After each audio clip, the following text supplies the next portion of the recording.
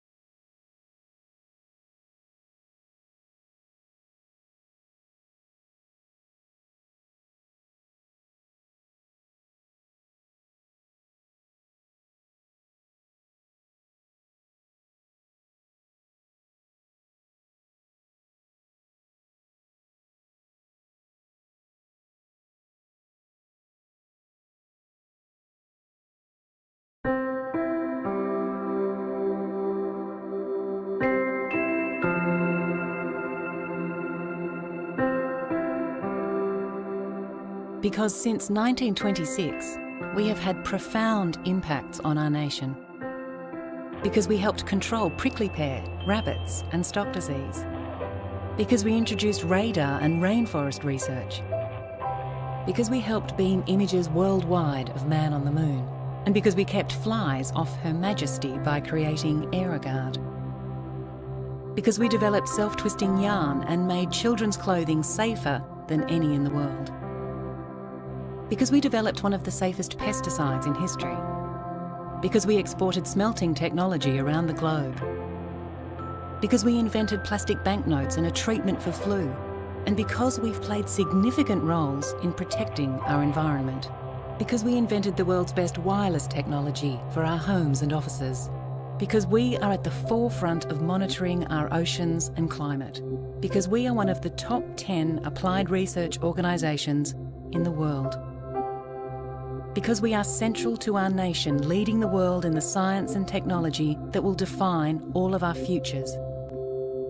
Because we will stay awake tonight solving the problems that people will read about in tomorrow's newspaper. For these reasons, and many others, you and we are all agents of positive impact. Positive impact. Positive impact. Positive impact. Positive Impact. Positive impact. Positive impact. Positive impact. Positive impact.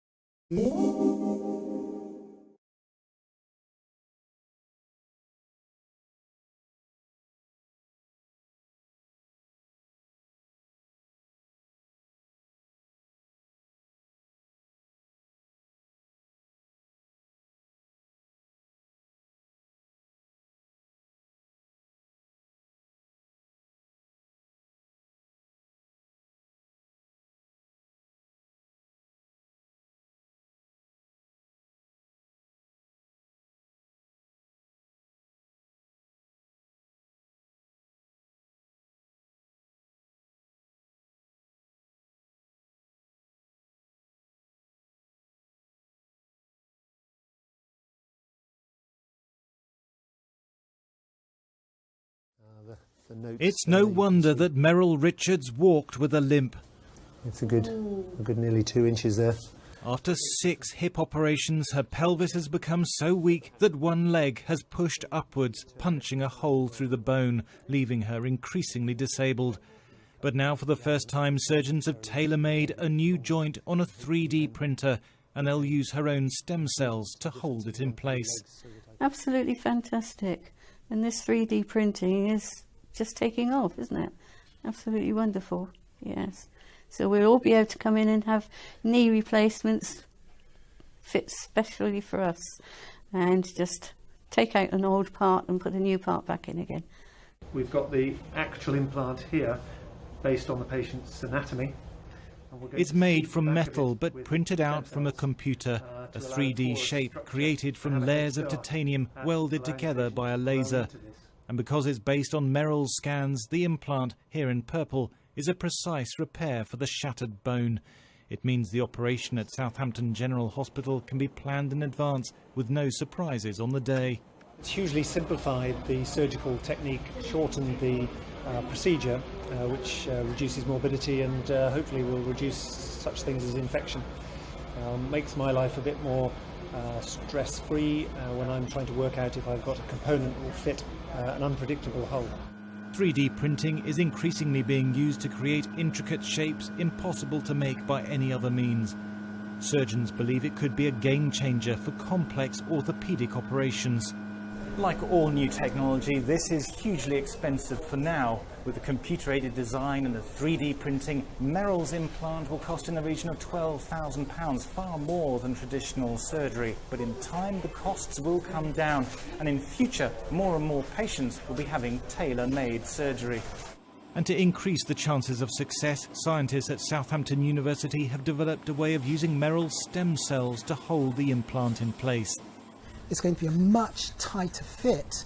It's going to be that glue that allows that bone formation to occur and that will allow that whole structure to be much, much stronger. And for her, we hope the last time she comes back to the operating room. If all goes well, Merrill's legs will once again be the same length and she will be able to walk pain-free without a limp. Thomas Moore, Sky News.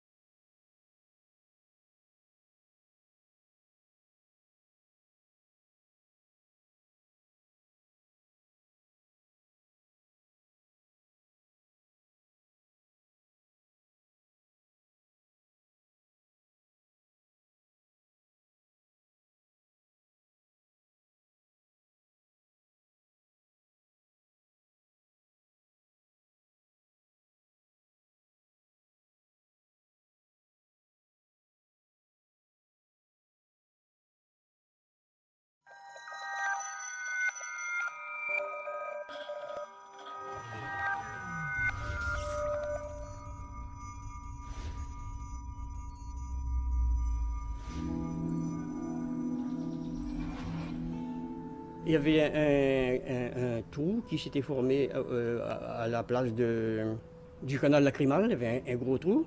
Il y avait une perforation du palais qui m'a laissé un trou de, disons, 2 à 2 cm et demi de diamètre. L'œil était descendu jusqu'ici, quoi. Complètement descendu. puisqu'il n'y a plus rien qui tenait la peau. Alors, et puis quand j'ai fermé, il restait une ouverture assez importante. C'est pour ça, d'ailleurs, je ne pouvais pas dormir le soir, mes paupières ne se fermaient pas, il y a l'air qui passait et j'avais l'œil tout rougi le lendemain, quoi. Alors c'est un cas assez complexe. De fait, il a attendu 40 ans sa solution. C'est un patient qui donc a été opéré à l'âge de 30 ans environ, que j'ai vu moi pour la première fois à l'âge de 70 ans. Aucun praticien à l'époque, et même jusque récemment, n'avait de solution pour ne serait-ce que lui reconstituer son plancher orbitaire. Quand on regardait les autres, avec mon œil descendu, on avait l'impression, le regard des autres, même si ce n'était pas dans la nature des choses, mais le regard des autres, c'est terrible.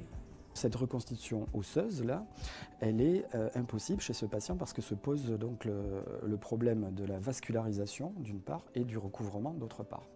Et puis un jour, il m'a dit, bon, j'ai commandé une plaque de titane, un truc de titane que ça me dépassait, tous ces trucs-là. Je ne connaissais pas exactement ce que ça signifiait. Alors il m'a dit, bon, ben j'attends que ça arrive et puis on va essayer de faire. Il m'a demandé si j'étais consentant. J'ai dit, on y va. Il a pu être opéré que grâce à cette technique donc, OBL de mini-plaque titane sur mesure. Depuis que j'ai cette plaque de titane, mon œil a été repris sa place. Ma larme, la larme qui coulait, il n'y en a plus. Je peux dormir sans cache. Je peux allumer un ampoule électrique sans problème. Je peux regarder le soleil aussi sans problème. Donc, il y a énormément de mieux. Clairement, c'est une collaboration très étroite entre un chirurgien et un ingénieur. Pour l'intervention, c'est un gain de temps archi évident, quoi. Donc, une intervention qui va durer presque une journée, quoi. Et derrière laquelle il y aura plusieurs jours d'hospitalisation. Alors que là, M. Turpin, il est sorti le lendemain. Le résultat, oui, immédiatement, moi j'ai compris qu'il était bon, le résultat. Ben, la chirurgie, ça se fait pas en 2 dimensions, hein. La chirurgie, elle se fait en 3 dimensions. Donc c'est encore une fois une simplicité d'intervention gagnée par une préparation donc, sur un modèle 3D, un peu comme si on s'entraînait donc, en virtuel sur un patient virtuel. Si on peut aider les autres à surmonter le handicap qu'ils ont, si ça pouvait justement profiter aux autres, c'est déjà une grande victoire pour moi.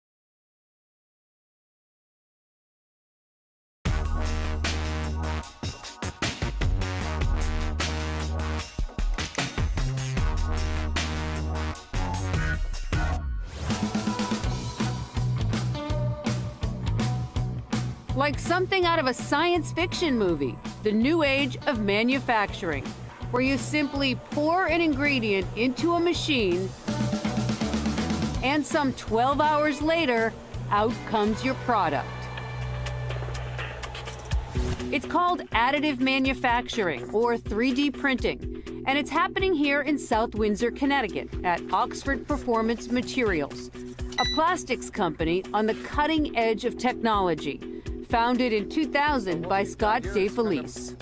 And when we started, this is what we did. We had this machine, and it's making strands of plastic that are being cut over here. We started out as a raw material company, so we were selling it primarily into two markets, into aerospace and into biomedical. So what we've got here is one of our early products. This will typically go to a machine shop who will then maybe make a dental part, maybe they'll make a spinal implant. OPM also makes its own products by pulverizing the raw plastic into a fine powder. It's structurally strong, it's lightweight, it's biocompatible, it's chemically inert, it's radiation resistant. Turns out it's perfect for airplane parts as well as orthopedic implants. So this is a typical cranial prosthesis. OPM's first product, the skull implant, approved by the FDA in 2013. The surgeons love it because it fits so well. You see it has some holes in it. That's so blood vessels can grow through and keep the tissue on top healthy. I would suggest that, you call, make an appointment if you can. Neurosurgeon Dr. Inam Qureshi's been performing surgeries for nearly 20 years. He's used several different types of cranial implants. The most common diagnosis that requires this sort of thing are patients who have had a traumatic brain injury that required removal of their bone to allow the brain to swell. She has a brain abscess, and she actually may need to have her bone flap removed. The main concern we have as surgeons is providing adequate protection for the patient as if it's their own bone. Dr. Qureshi says the typical wait for an implant is 4 to 6 weeks. And that's what has him so intrigued by Oxford Performance Materials' new product. Once it's designed, once we have an order, it's 5 days. It is so much more beneficial for the patient to have that kind of turnaround time. Because normally when bone has to be removed, they have a defect in the skull and therefore no protection to the brain. The turnaround time is truly the marvel of this technology, where it takes just one machine to do the work of many. It looks like a Sub-Zero refrigerator, honestly. It's just a big one. It's just a big box with a lot of electronics and lasers. It allows for the production of many parts all at once. So we've done builds that have done 2,000 or 3,000 parts in them, all different.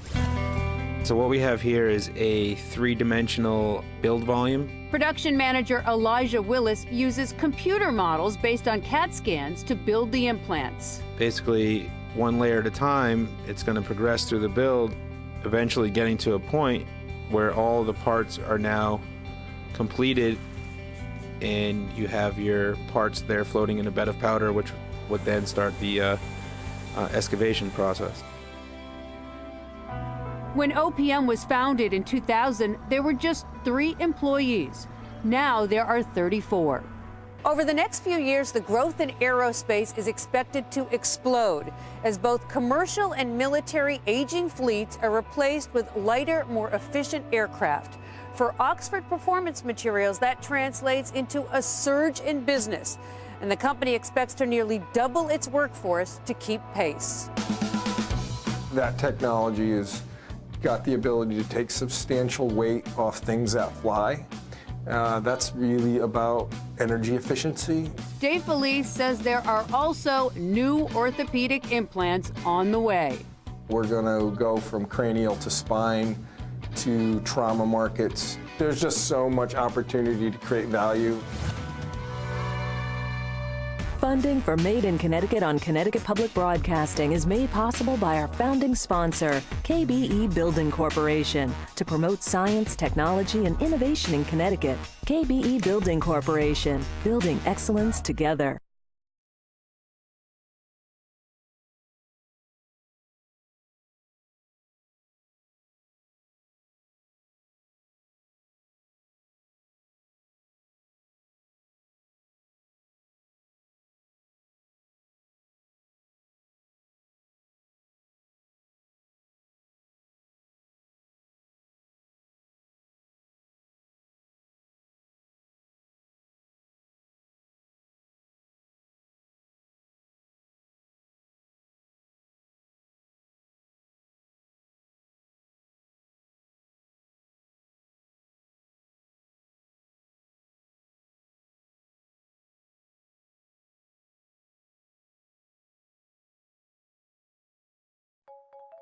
He was 6 weeks old when we were at a restaurant for dinner one night when he stopped breathing and turned blue on us.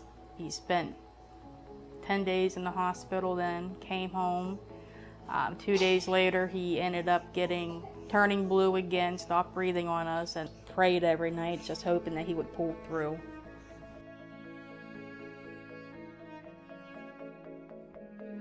Quite a few of the doctors said that he had a good chance of not leaving the hospital alive.